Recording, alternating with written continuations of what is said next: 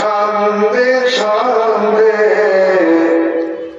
কতই না রঙে মিছে দুনিয়ার পারে গপরবাসী কারে আশায় বাঁধিয়াছ ঘর কারে আশায় বাঁধিয়াছ ঘর পরবাসী কারে আশায় বাঁধিয়াছ ঘর ছন্দে ছন্দে কতই না রঙে মিছে দুনিয়ার পরে গপরবাসী কারে আশায় বাঁধিয়াছ কারে আশায় বাঁধিয়াছ পরবাসী কারে আশায় বাঁধিয়াছ চাপড়ার ছাউনি হাড়ের ঘটি রঙে রঙে জোড়া চাপড়ার ছাউনি হাড়ের ঘটি রঙে রঙে জোড়া তার পিছে মনুয়া পাখি উড়িলে না যায় ধরার পরবাসী কারে আশায় বাঁধিয়াছ ঘর কারে আশায় বাঁধিয়াছ ঘর পরবাসী কারে আশায় বাঁধিয়াছ ঘর তোর এ চুলো পাকিবে দাঁত লড়িবে যৌবনে লেগে যাবে ফাঁকি তোর এ চুলো পাকিবে দাঁত খসিবে যৌবনে লেগে যাবে ফাঁকি ওই দিনে দিনে খসিয়া পড়বে তোর রঙিলা দালানের মাটির পরবাসী কারে আশায় বাঁধিয়াছ ছন্দে ছন্দে কতই না রঙে মিছে দুনিয়ার পরে পরবাসী কারে আশায় বাঁধিয়াছ শ্রদ্ধেয় যোগ্যতম মহামান্য সভাপতি সাহেব ওলামায়ে কেরাম মাশায়েখ এজাম পাক মজলিসে সমাগত সকল মুসলিম সমাজ সবার আনাচে কানাচে উপর আড়ালে বসে থাকা আমার প্রিয় মা ও বোনেরা সকলের প্রতি রইল আন্তরিক সালাম শুভেচ্ছা অভিনন্দন ও আন্তরিক ভালোবাসা মহান আল্লাহ রাব্বুল আলামিনের দরবারে জানাই লাখ কোটি শুকরিয়া প্রশংসা যে মহান আল্লাহ রাব্বুল আলামিন মুহূর্তের মধ্যে সবকিছু পরিবর্তন করে দিতে পারে এই আছি ওই না যার এত আজকে বোধহয় সকালে আমি বুখারীর দর্শে আছি এমন সময় জালালপুর জামে মসজিদের মাইকে এলান হচ্ছে আজকে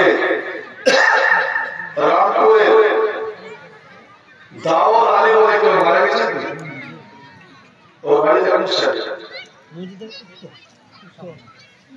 বয়স্ক মানুষ মনে মনে বললাম যে এই জন্যই আল্লাহ ইকবাল বলেছেন যে আল্লাহ তোর এই জগতে তোর এই দুনিয়ার লীলা দেখে বড় অবাক যায় যে कहीं शादी तो कहीं गम है। शादी মানে আনন্দ। আজ বাৎসরিক জালসার একটা আনন্দ। ওই দাওয়াত আলী যদি জীবিত থাকতেন তো এমন সুস্থ থাকতেন তো উনিও আসতেন, কিন্তু আজ ওর বাড়িতে কান্না, ছেলে মেয়ে আত্মীয় স্বজন মর্মাহত এমন সফরে চলে গেলেন মানুষ সে জীবনটাই হল সফর করা, বিদেশ যাত্রা করা। আপনারা বাড়ি গ্রামে অনেক ছেলে দিল্লি, বোম্বে, পাঞ্জাব, কাশ্মীর, কেরালা, চেন্নাই ঘাটতে যায়। বড় বড় স্টেশনে দেখেছে শত শত যাত্রী ট্রেনের অপেক্ষা করছে, প্ল্যাটফর্ম ভরপুর হয়ে আছে, মুসাফির খেলাতে পা ফেলার জায়গা নাই। আবার ট্রেন এলো, শত শত যাত্রী ট্রেন থেকে অবতরণ করলো, আবার সব যাত্রী ট্রেনের জন্য বসলো। কেউ যাত্রা শুরু করলো আর কেউ যাত্রার সমাপ্তি করে ট্রেন থেকে নেমে এলো। তবে যেখানেই সফরে যাক না কেন বাড়ির সঙ্গে একটা যোগাযোগ থাকে। আর আজ তো দুনিয়া মুঠের মধ্যে। আগে আগে যখন এক চলতো কারো দুনিয়া মুঠি में, আমি বুঝতে নিজে পারতাম না কারো দুনিয়া মুঠি में এর বাইরে যাবে। কিন্তু আজ আসলেই দুনিয়াটা মুঠির মধ্যে। কোথায় লন্ডন, কোথায় আমেরিকা, ওখানে খেলা হচ্ছে, ওখানে কোন ঘটনা ঘটছে, আপনি এখানে ভিডিও কলে সব কিছু দেখছেন। এত বড় বড় শহর এই সামান্য মোবাইলের মধ্যে। নবীর হাদিস যে মরাকে যখন, মরা মানুষকে যখন কবরে জীবিত করা হবে,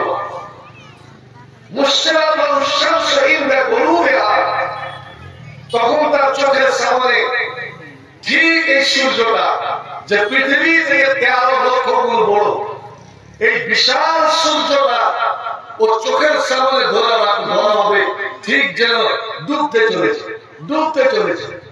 ও কিন্তু নামাজি, এটা একটা পরীক্ষা করার জন্য যে নামাজি না বেনামাজি। ধন্যবাদ।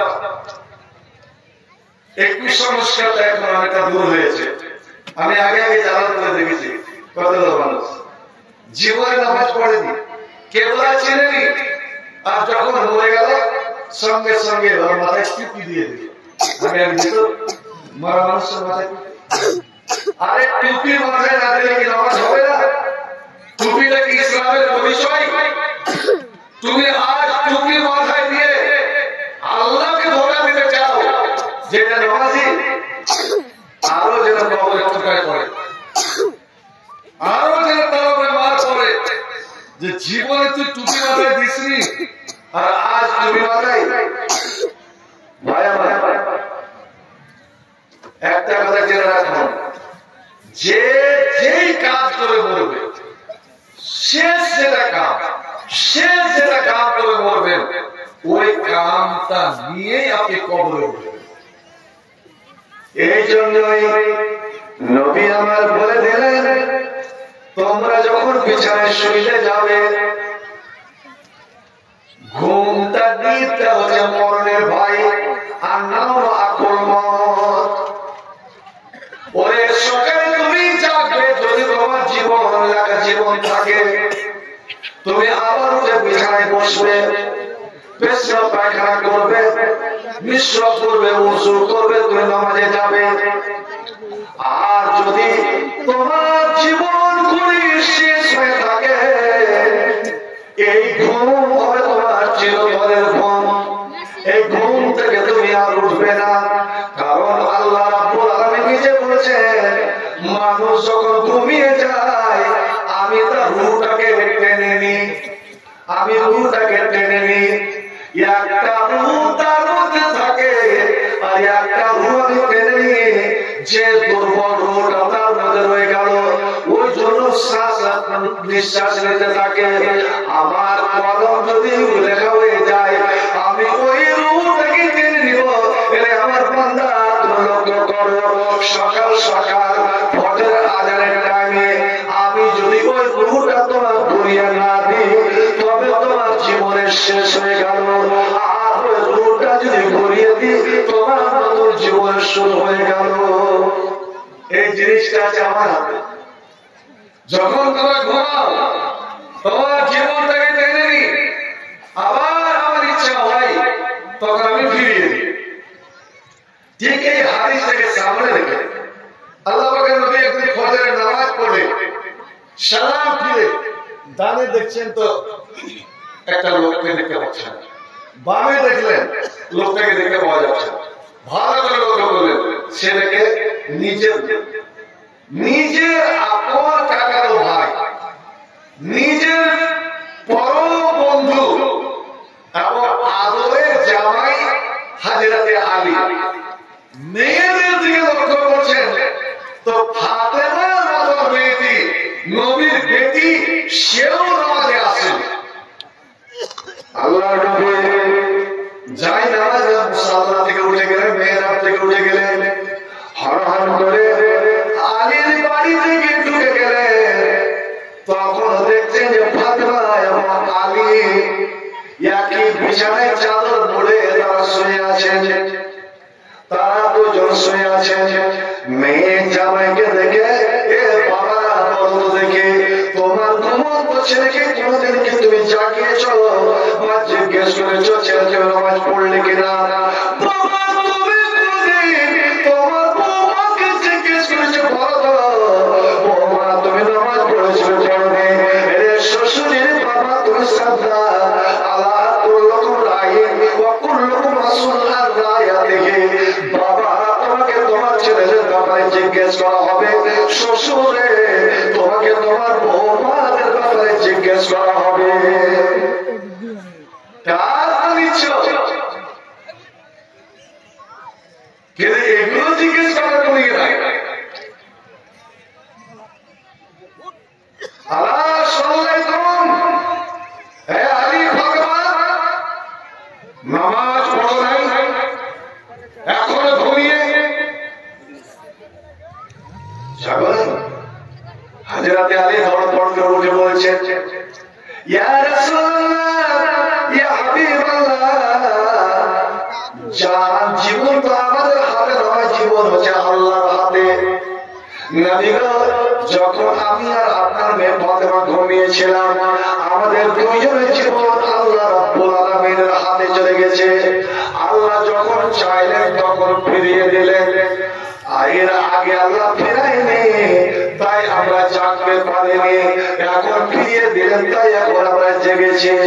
আল্লাহ নবী আর কথা বললেন না, নবী ফিরে গেলেন কিন্তু নিজের জাগে মাছ আর আফসোস করে বলছেন হায় রে মানুষ রে, আমি তোমাকে জিজ্ঞেস করলাম তোমরা নামাজ পড়ো না, আরো আমার সঙ্গে তর্ক শুরু করে দিল যে জীবন তো আল্লাহর হাতে, আল্লাহ যখন ইচ্ছা তখন জীবন ফিরাবেন, আল্লাহর ইচ্ছা না হলে জীবন তিনি ফিরাবেন না।